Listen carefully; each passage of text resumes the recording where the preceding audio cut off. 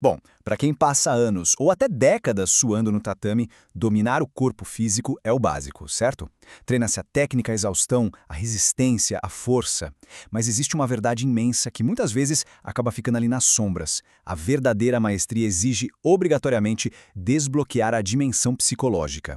Bem-vindos a esta análise detalhada sobre a gestão emocional nas artes marciais. O nosso objetivo hoje é ir muito além do golpe físico e investigar o que de fato acontece dentro da mente de um lutador. A mente é a arma mais poderosa que um guerreiro pode ter. A própria filosofia das artes marciais já nos entrega essa verdade de bandeja. E precisamos estabelecer uma coisa logo de cara. Ter gestão emocional não é, de jeito nenhum, um sinal de fraqueza. Pelo contrário, é o requinte máximo de um artista marcial. Os grandes mestres da história sempre souberam que dominar o corpo começa, sem exceção, por dominar a cabeça. Porque sem equilíbrio mental, a melhor técnica do mundo simplesmente desmorona quando a pressão bate de verdade. Certo, vamos dar uma olhada rápida no nosso roteiro de hoje. É uma jornada progressiva. Vamos do 1, o guerreiro interior, para o 2, inteligência emocional no tatame. Daí passamos para o 3, liderança e empatia. Vamos para o 4 com a comunicação não violenta e fechamos no 5 com ferramentas e cultura saudável. Começando então pela parte 1, o guerreiro interior. Entender para dominar. O nosso foco inicial agora é estritamente a paisagem interna. A neurociência tem a resposta exata do porquê até mesmo profissionais de elite às vezes cometem erros básicos de faixa branca, em situações de estresse extremo. O grande vilão dessa história é o famoso sequestro amigdalar. A amígdala é o nosso centro de resposta emocional lá no cérebro. Quando o medo intenso ou uma raiva absurda ativam essa região, ela literalmente sequestra e desliga o córtex pré-frontal, que é a parte responsável por pensar, pela lógica, pelas decisões. E sem o córtex no comando, a técnica some e é o instinto cego que toma o volante. É um verdadeiro curto-circuito. E na prática, no meio do combate, como essa atividade cerebral aparece? Ela se revela como duas faces da mesma moeda. De um lado, temos aqueles estados limitantes, a ansiedade que trava, a raiva que cega, a autossabotagem. É o que faz muita gente até abandonar o esporte. Do outro lado, temos os estados potencializadores, aquele foco produtivo incrível, a coragem consciente, a resiliência. Entender isso muda o jogo, porque a ideia não é suprimir emoções, mas canalizar tudo isso para sustentar a motivação. Avançando para a parte 2, inteligência emocional no tatame, o quinto dan da vida. Se a técnica física tem as suas faixas, a inteligência emocional é aquela graduação invisível que dá suporte a todas as outras. O modelo genial do Daniel Goleman nos dá a estrutura perfeita para isso, dividida em 5 pilares: autoconhecimento, autorregulação, motivação, empatia e habilidades sociais. Juntos, eles formam literalmente a armadura mental que ajuda a lidar com os piores gatilhos durante os treinos mais exaustivos. Mas olha só que detalhe absolutamente crucial. Nada, absolutamente nada, funciona sem o primeiro pilar. Sem autoconhecimento, é impossível usar os outros 4 sob pressão. É aquele hábito simples, porém superpoderoso de parar depois do treino e se perguntar: como estava o meu humor hoje? O que me tirou do sério e por quê? Essa observação de si mesmo é o começo de tudo. Vamos agora para a parte 3, liderança e empatia, a arte de sentir o outro. Saindo um pouco de dentro da nossa cabeça e indo para as relações. Como o ambiente da academia reflete a mente de quem lidera?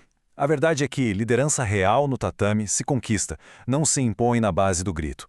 O estilo autoritário até cria regras, mas é a base do medo. O permissivo larga a mão e gera caos. Agora, o estilo transformacional é o que realmente inspira.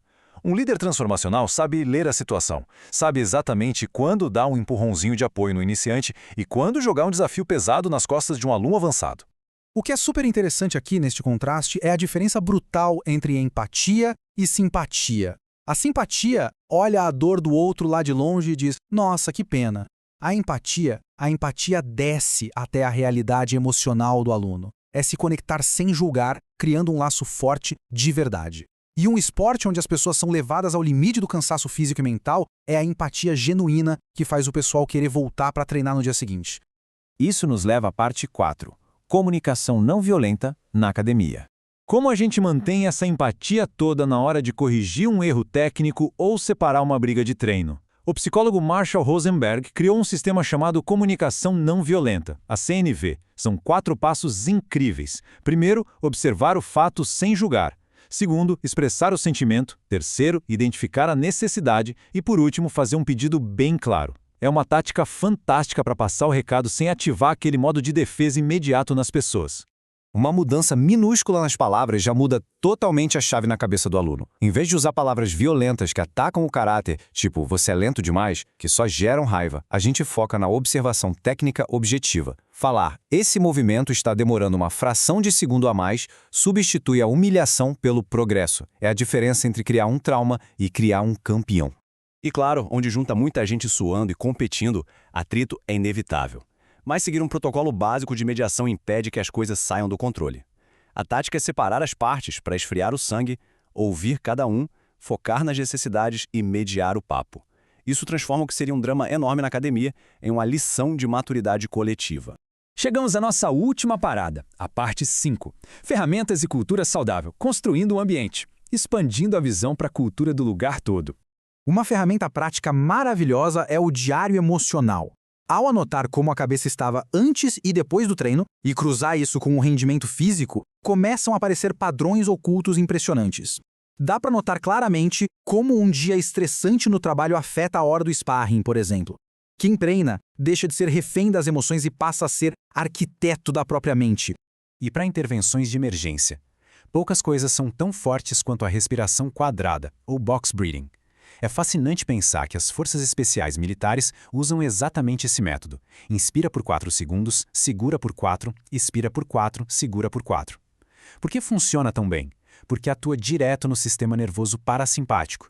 Em segundos, funciona como um freio de mão para aquele sequestro amidalar que vimos no início, devolvendo a lógica para o controle.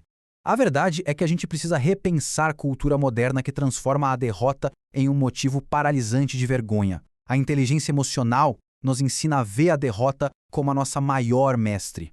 Essa frase clássica do Nelson Mandela capta a essência da mente marcial. A derrota é fundamental para quebrar as ilusões e construir uma resiliência de aço. E para fechar essa nossa análise de hoje, fica uma provocação para todo mundo que vive as artes marciais. Afinal, qual é o legado real que vai ficar? Uma prateleira cheia de troféus que um dia vão acumular poeira ou vidas humanas profundamente transformadas? O tatame forja o corpo, com certeza, mas é a gestão emocional que constrói o ser humano de verdade. E essa jornada diária, rumo à maestria, nunca para.